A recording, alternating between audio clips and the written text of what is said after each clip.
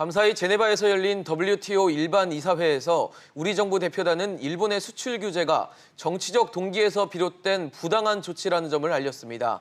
일본의 1대1 대화도 제안했지만 일본은 거부했습니다.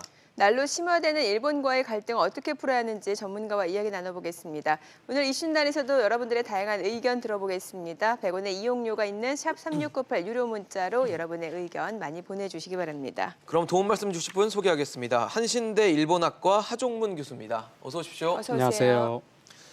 교수님 어제 밤이죠. 간밤에 세계무역기구 WTO 일반 이사회가 열려서 한국과 그러니까 우리나라와 일본 간의 공방이 펼쳐졌는데 좀 어떻게 보셨습니까?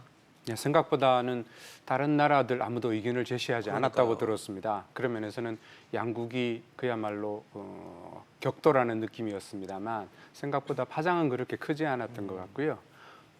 한국 쪽에서는 아시다시피 이제 주로 얘기했던 것들이 아무래도 그 지금 현재의 일본의 수출 규제라고 하는 것 자체가 정치적인 동기이다. 즉 무역상에서 어떤 양국 간의 문제라기보다는 사실상 그 작년에 강제동원 재판에서 한국 정부가 외교 협상에 응하지 않았다. 이걸 가지고 이제 부당하게 경제 보복을 가한 것이다. 더더군다나 WTO의 자유무역 정신에 위배된 것이다. 이렇게 주장을 했던 것이죠. 네.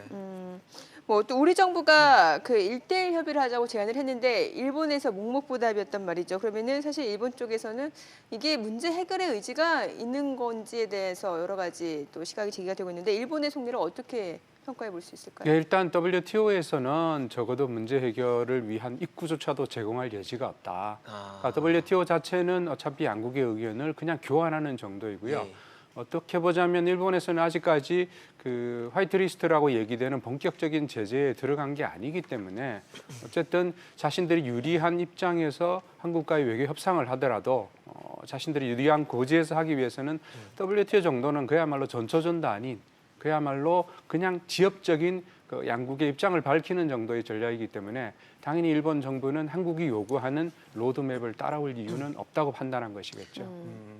사실 이제 어제가 일본이 화이트리스트에서 우리를 제외할 것인가에 대한 의견 수렴을 하는 시한이었는데 그렇습니다. 이제 시한이 끝났기 때문에 추가적인 일본의 규제가 들어올 것이다라는 전망들도 있는데 교수님은 좀 어떻게 보십니까? 뭐 그 부분은 예정된 것이고요. 특히 WTO에서 우리의 추가 협의에 응하지 않았다라는 것 자체는 이미 화이트리스트의 발동을 전제로 한 것이기 때문에 그러니까 일본은 일본이 원하는 싸움의 그 흐름을 가지고 한국을 대하겠다는 것이고요. 한국은 어쨌든 그런 흐름을 흔들어 보겠다라는 그런 전략이라고 판단한다면 화이트리스트의 지금 어제까지 했던 조사를 보더라도 90% 이상이 찬성을 하는 걸로 나왔고 2만 건 정도의 의견 제시가 있었습니다만 적어도 화이트리스트는 일본의 국민적 지지를 받고 있다라는 부분을 과시하면서 8월 중순에 아마 발동이 될 것 같은데요.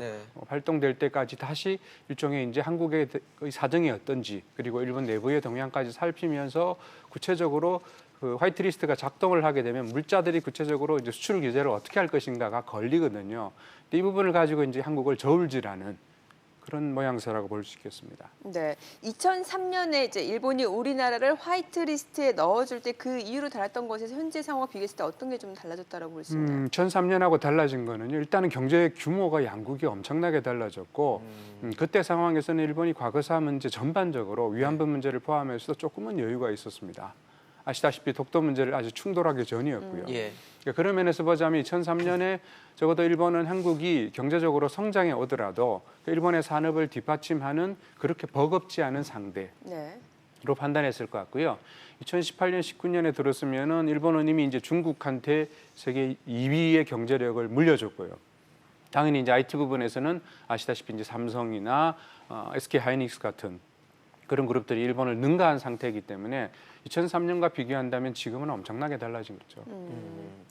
사실 뭐 아까 교수님께서 말씀해 주셨던 의견 수렴에서도 한 90% 정도가 한국을 좀 제외해야 된다. 화이트리스트에서 제외해야 된다는데 동의를 했다고 하니까 일본 내에서의 실제적인 분위기가 좀 어떤지가 좀 궁금하거든요. 의견 수렴이라는 건 사실 전수조사는 아니니까. 그렇죠. 네, 실제적으로 일본에 가셨을 때 좀 일본 내 분위기는 좀 어땠나요? 우선 그 보통의 제가 그냥 그 여행객으로서 느끼는 분위기는 화이트리스트 수출 규제, 그다음에 강제동원 재판 그렇게 커다란 이슈가 아니었습니다. 그러니까 일상에서 우리가 갖는 불매 운동을 포함해서 여러 가지로 사회적으로 아마 이 부분은 뭐 굳이 이번 사태에 한하는 현상은 아니라고 판단이 되고요. 네.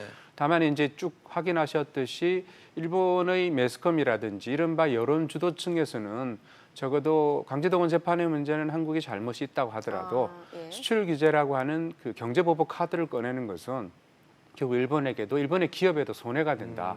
결국에는 승자가 누구도 될 수 없는 상황이기 때문에 그것은 조금 아닌 것 같다는 기류는 여전히 존재하는 것 같습니다. 그런데 또 요미우리에서는 오히려 수출 규제를 지지한다가 71%라고 하면은 이거는 지금 우리나라에서 반일 감정으로 좀 불매 운동을 갖는 것하고 좀 비슷한 모양새가 아닌가도 싶거든요. 그렇습니다. 수출 규제 자체에 대해서는 아시다시피 이제 일본에서도 조사를 하게 되면 우리가 갖는 일본에 대한 역사적인 앙금이라고 하는 부분과 그동안 일본이 이제 위안부와 관련된 화해치유재단의 해산이라든지 그다음에 작년에 초계정 문제라든지 초계기 문제라든지 네. 여러 가지 한국 쪽에서 일본에 대해서 그다지 호의적이지 않다. 그러니까 일본에 유행하는 가장 그 한국을 설명하는 상징적인 표현이 뭐냐면 한국은 자꾸 골포스트를 옮긴다. 이런 얘기를 하거든요. 네. 그 원칙을 지키지 않는다. 한국은 법치국가 아니다. 이런 비난을 계속 해왔었기 때문에 이번에 수출 규제 조치 같은 것도 그러면 아베 수상이 드디어 참지 못하고 드디어 칼을 뺀 모양이다. 라고 하는 게 아마 일본 국민들의 보통의 수용 태도가 아닌가 싶습니다. 네. 그 사실 어제 이제 존 볼턴 보좌관이 방한을 했고 그 전에는 또 일본을 들렀다 왔기 때문에 좀 한일 관계에 대해서 좀 유의미한 발언을 내놓지 않겠느냐라는 사실 뭐 기대 섞인 전망도 그렇죠. 있었거든요. 근데 네. 어떻게 보면 좀 원론적인 수준의 대화에 좀 맞아요. 그치지 않았나라는 생각도 듭니다. 어떻게 보셨습니까? 예, 저도 마찬가지였습니다. 처음에 볼튼이 온다고 그랬을 때 이제 누가 오는가의 문제도 있지만 혼자 네. 왔거든요. 네. 그러니까 그렇게 보자면 와서 만난 사람은 일단 국방부 장관 양쪽에 그리고 이제 외교부 장관을 만난 셈이니까 그 안에서 조정될 가장 핵심적인 이슈는 역시 이란의 호르무즈 해협을 지금 네. 봉쇄하는 문제. 거기에 어쨌든 미국의 동맹국들이 참가해 달라라는 것이었고요. 그러니까 이런 문제가 일본에서는 그 참여연 선거 이전에는 논의가 조금 불가능한 상황이었습니다. 따라서 참여연 선거가 끝나고 나서 왔고 당연히 이어서 한국으로 온 것이고요. 근데 그 안에서 나눴던 수출 규제와 관련된 한일 양국 간의 외교적 갈등 이 부분은 트럼프 대통령도 얘기했고 여러 사람들이 얘기했듯이 일종의 한일 양국에 대해서 적극적인 중재라기보다는 뭐 되도록이면 충돌하지 말고 잘 양국이 해결하라. 라는 메시지고 일본에서도 한국에서도 나왔던 메시지는 그런 일환의 내용이었다고 판단이 됩니다. 사실 우리 외교 당국자들을 만났을 때 뭔가 외교적인 해법을 모색해 보겠다 이런 태도였다가 또 막상 그 일본 관계자들을 만났을 때는 좀 톤이 조금 달랐던 것 같은데 미국의 입장을 우리가 어떻게 이해해 볼 수 있을까요? 네, 그 부분은 그 지난 오바마 정권 때를 예. 보게 되면 그 위안부 문제에 대해서도 오바마 대통령이 굉장히 이거는 인권에 정말 그 심각한 상황이다 이런 얘기를 하면서도 일본에 대해서 대단히 우호적인 특히 이제 집단적 자위권에 관한 문제라든지 우리가 우경화라고 얘기되는 부분을 오바마 대통령을 포함한 미국 행정부가 밀어주고 있었거든요. 네네. 네.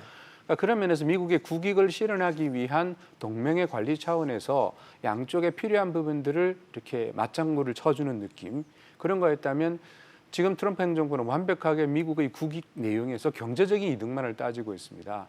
그러니까 한일 양국에 지금 미군이 주둔하고 있는데 그 미군의 존재는 일종의 이제 정치 경제학을 넘어서는 미국의 국제적인 일종의 경찰관 역할을 보조하는 사실은 거기에 미국의 돈이 들어가지만 트럼프 대통령 오로지 이게 주둔 비용에 관한 문제라든지 그리고 오히려 그 미군 주둔을 필두로 해서 무역 협상에서 좀 더 유리한 고지를 점하겠다고 생각하는 그러니까 내년 대선을 바라보는 일종의 미국 국민들이 그 단초적으로 생각하는 이득에 대한 부분에 집착하기 때문에 한일 관계처럼 굉장히 복잡한 게 얽혀 있는 문제에 굳이 나서서 점수를 딸 여지가 없는 이런 부분은 안 나올 거라고 생각하는 게 맞겠죠.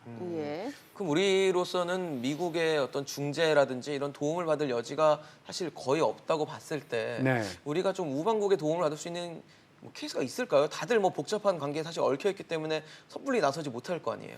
저는 그렇습니다. 반대로 오히려 일본 쪽도 마찬가지이기 때문에 그러면 일본은 미국을 자기 편으로 끌어들이기 위해서 정말 노력하고 있는가? 그건 아니거든요. 그러니까 일본의 입장에서는 한국이 아마 적극적으로 나올 거기 때문에 그렇지만 한국에 기울지 않도록 균형 잡힌 그 태도를 취해달라.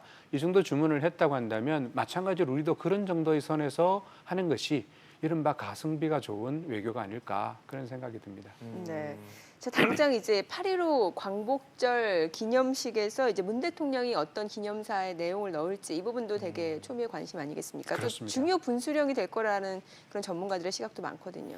예, 8월 15일 경축사에서 어떤 내용이 들어갈지는 이제 그 안에 양국이 외교적인 타협이 이루어진다면 내용이 바뀌겠죠. 네. 그렇지 않다면 지금 대통령께서 여러 차례 말씀하신 내용처럼 이 문제는 어쨌든 한일 양국의 기존의 질서를 뒤흔드는 그리고 자유무역 정신에 위배된다라고 하는 우리의 메시지가 그 광복을 맞는 한국 국민의 심정과 결부되면서 저는 전달될 것 같고요. 그런 면에서 보자면 오히려 광복절을 앞두고 있는 상황에서 한국 정부가 조금 더 유화적인 조치, 그다음에 타협을 이루기 위해서 성급하게 나올 것 같은 분위기는 저는 감지되지 않을 것 같아요. 오히려 국민 그 메시지 차원에서라도 일본에 대해서 원칙적이고 그다음에 단호한 태도를 보여주는 것이 필요하다라는 아마 정치적인 판단을 하고 있지 않을까. 그렇게 보자면 광복절까지 지금 현재의 경색 국면은 이어질 것 같습니다. 네. 그러면 그렇게 될 경우에 아까 교수님 말씀하신 대로 화이트리스트 배제 발동 시점이 한 8월 중순 정도 될 거라면 네. 아무래도 일본 입장에서는 광복절 경축사 이런 걸 좀 듣고 나서 반응을 보이지 않을까라는 생각도 들거든요. 예, 화이트리스트는 어떤 거냐면 그 자체가 이제 그 한국의 우호에 대한 우대하는 조치를 예. 철폐하는 거지 않습니까? 예, 예. 그러면 개별적인 수출 물자 여러 가지 물자들에 대해서 어떤 식의 조치를 취하는가는 생각보다 시간이 더 걸립니다. 그러니까 그런 면에서는 8.15 경축사 자체가 직접적으로 일본의 어떤 행동 수준을 결정하는 요인이 될 거라고 보이지는 않고요. 네네. 오히려 일본은 그런 한국의 대응을 살피긴 하겠으나 오히려 일본 내부의 일본 국민의 동향이라든지 원래 자기들의 시나리오대로 추진해 나가는 그게 아마 가장 주된 전략이 아닐까 싶습니다. 그러면 사실 지금 이번에 뭐 이사회에서 우리의 요청에 대해서 받아들이지 지금 대답을 안 해주고 있고 이런 일련의 일본의 행동들은 사실 일본이 다 계획한 길대로 지금 가고 있다라고 봐야 되는 건지도 좀 궁금하거든요. 예, 저는 그렇다고 판단이 되고요. 일본은 이 문제를 굉장히 주도 면밀하게 거의 반년 이상 준비해 왔다고 알려져 있습니다. 네. 그래서 수출 그 반도체 물자 세계 같은 것도 굉장히 우리한테는 아픈 곳을 찔렀던 것이고요.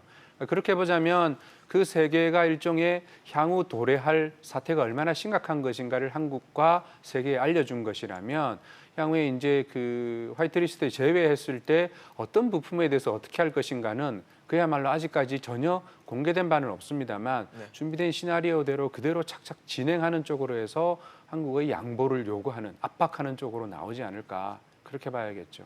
네, 알겠습니다. 오늘 하정문 교수와 이야기 나눠봤습니다. 잘 들었습니다. 고맙습니다. 고맙습니다.